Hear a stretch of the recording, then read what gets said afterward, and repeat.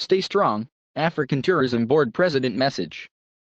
Africa must stand strong even under its most challenging times, says Alain St.Ange, the African Tourism Board President.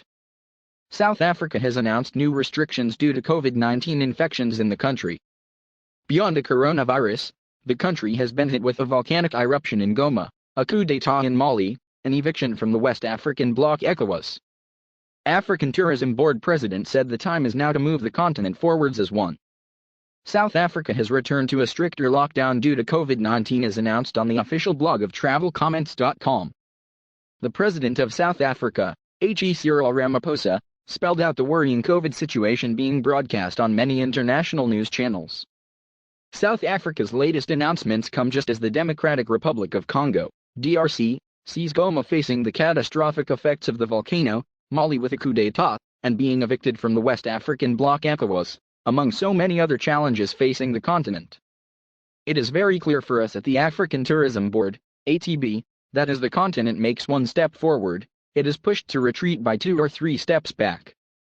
These challenges are hurting, and as the Tourism Board of the continent, we say we must stand strong even under these challenging times, said St.Ange, the president of the African Tourism Board and former Tourism, Civil Aviation, Ports and Marine Minister of the Seychelles.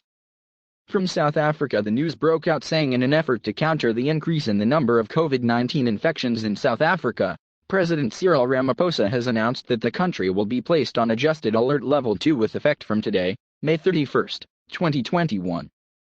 The president announced in a national address on May 30, 2021, that the Ministerial Advisory Committee on COVID-19 has recommended that South Africa urgently implement further restrictions. The new restrictions include an evening curfew between 2300 hours to 4 o'clock. Non-essential establishments such as restaurants and bars must close at 2200 hours to allow staff to travel before curfew. All gatherings are limited to 100 people indoors and 250 people outdoors where a venue is too small to accommodate these people. Then no more than 50% of the venue capacity can be used. Funerals remain restricted to 100 people, while after-funeral gatherings remain prohibited. Night vigils, after-funeral gatherings, and after-tears gatherings are not allowed.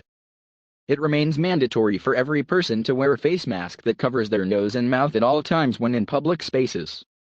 It is a criminal offense not to do so. From the volcano in Goma of Congo DRC, the elected member, Honorable Elvis Maturi Wabashera, personally spoke to St.Ange and updated him on the situation on the ground.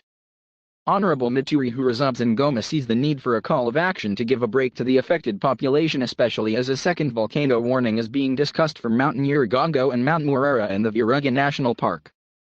Jeffrey Lippman, the creative disruption architect at the SUNX program, is one who is leading the call to action.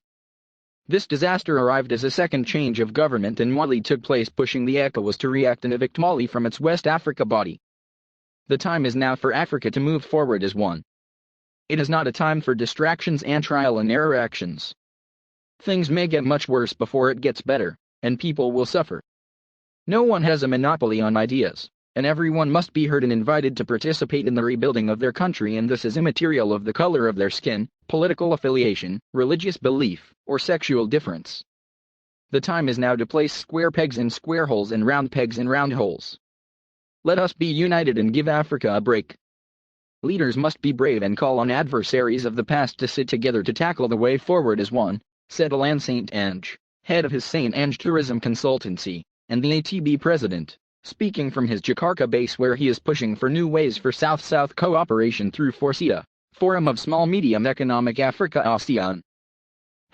#Rebuilding Travel